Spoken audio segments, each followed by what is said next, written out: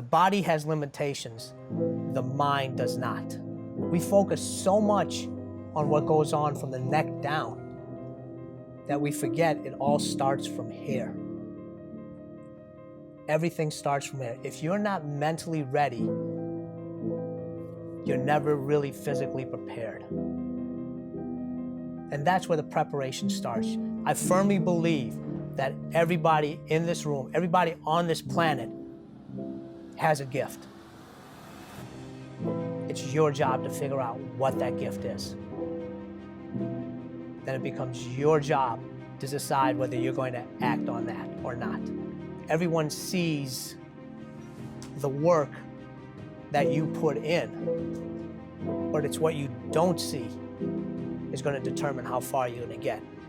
I hear stuff all the time. People say, oh, look in the mirror and you'll see why you're not succeeding. I don't believe that, okay? It's what you don't see in the mirror. That's what's holding you back. It's what you're not willing to see is why talent is not enough. And when you finally see it and accept it and decide to work on it, then you can take that next level. Have the right heroes. I mean, I've always been lucky in that respect. And if the people you look up to are going to form your vision of what the world, how you want to be in later life. And I'll give you two pieces of advice. I'd invest as much in myself as you can. I mean, you're your own biggest asset by far. I mean, you've got all kinds of potential. All the people in this room, you're lucky to be in this country, gotten a good education, but most people go through life using up a very, very small part of their potential. And so anything you do that invests in yourself, that's the best investment you can possibly make. And then I would follow my passion. I mean, whatever turns you on. I was lucky. I found something early that turned me on. But you don't want to take a job just for the money. You don't want to take a job for an organization that you really don't feel good about, or work for people that you don't feel good about. You really want to be excited when you get out of bed every morning. And it won't necessarily be the job that you have 10 years later, but you'll be learning so much as you go along. And I took a job with Ben Graham, my hero, and I never asked the salary, and I found at the end of the month when I got my first paycheck what I was earning, because I just knew it was the right thing to be doing. So I would follow your passion.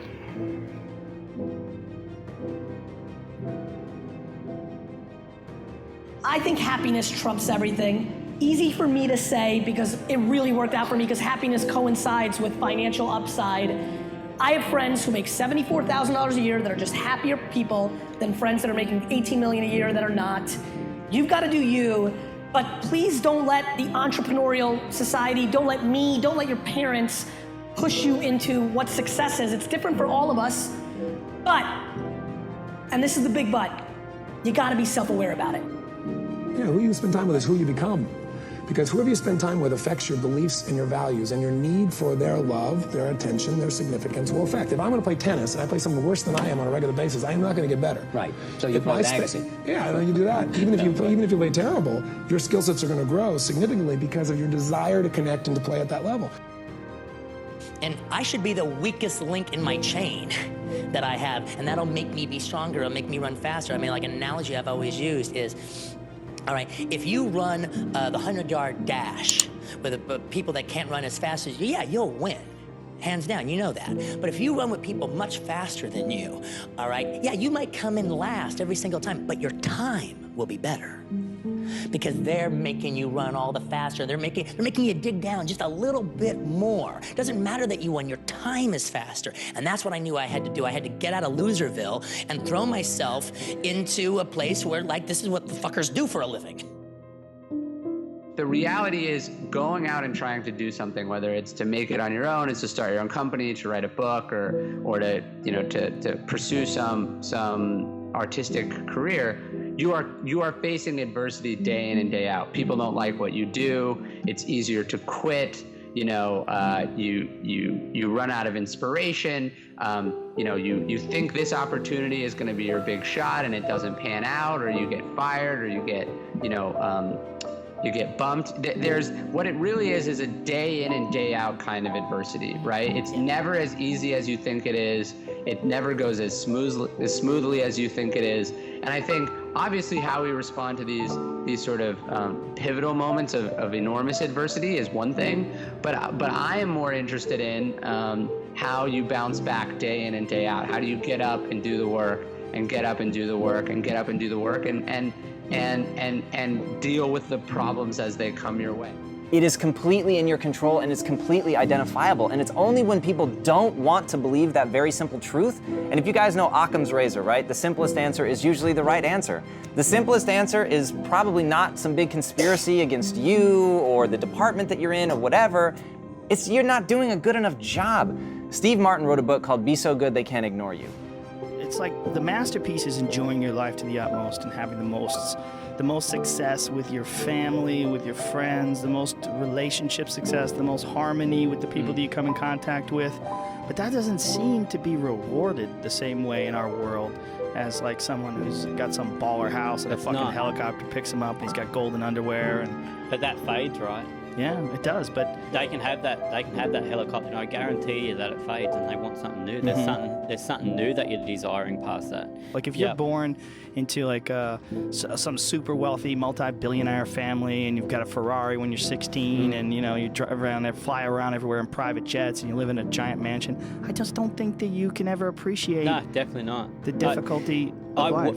So the first important lesson that I want to impart to you is the importance of escaping what I call the comparison paradigm. Okay, so you basically have the self-acceptance paradigm and the comparison paradigm. And let me point out some things to you that you might have never thought about. All right, so say you don't make a lot of money, or let's say that you're not that tall or you're not that good looking. Well, think about this for a minute. Imagine you're making 100 grand a year. Okay, you're making $100,000 a year. Sounds like a lot, right? Well, what if I told you that when you make about 100 grand a year, you move into a neighborhood where you probably have friends that are making 500,000 a year or even $1 million a year? Well, what happens if you move into a neighborhood where people are making $1 million a year? You're gonna be around people who are making $10 million a year. How about if you make 10 million? You'll be around people making 50 million. Well, do you think that you would feel secure with yourself if you had $50 million a year? You think you would, right? Actually, what I would tell you is that unless you fix the inner issue, you still probably wouldn't. Because when you're making 50 million a year, now you're comparing yourself to people that are called old money. And old money laughs in the face of $50 million a year, okay? Old money laughs in the face of $50 million a year. In fact, you will never win. You will never win in this paradigm. I remember being out in the Lincoln Mall in Miami South Beach, and I went to this watch store. I think it was called Arthur Miller or something like that, and they had these like $100,000 watches. And out of curiosity, I said, how do you sell these? Who's interested in stuff like this? Just not like in a mean or judgmental way, I was just curious. And she was like, well, when you can't bring your yacht to the restaurant, you can wear your Arthur Miller watch. And why do people do that? Well, I think they do it because they need for people to see that they have the big yacht in order to feel comfortable with themselves. It's like when their yacht's not around, they feel naked. It's almost like if you have your favorite shirt and you're not wearing it, you don't feel good. As you get more and more money, you buy your favorite yacht, you don't feel comfortable if you don't have your favorite yacht around. You're in celebrity circles, but actually celebrities aren't even that rich compared to old money. Whatever circle you're in, there's always somebody who has more, okay? There was a great Nas lyric where he talked about this, where he's like, you know, rappers, we think we're so tight because we got like a gold grill or a Rolex watch. Or, you know, like heated floors. There's people with a piece of artwork in their house that's worth more than your gold grill, your heated floor, and everything that you own. One little piece of artwork, okay? So if you're comparing yourself, you're not gonna win, no matter how much cash you make. You have to get out of that paradigm. All it is pure insecurity. In fact,